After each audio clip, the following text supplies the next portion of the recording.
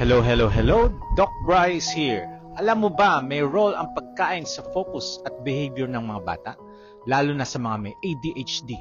Hindi ito magic, pero may studies na nagpapakita na ang pag-iwas sa ultra-processed foods at artificial additives pwedeng makatulong sa ilang mga bata.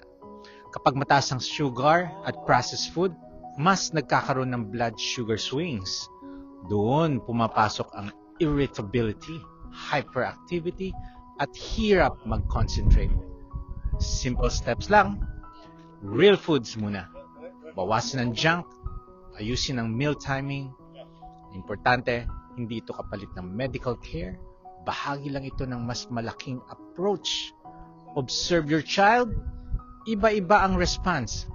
Start small, stay consistent, be the best version of yourself, adapt, and you will evolve. Bye!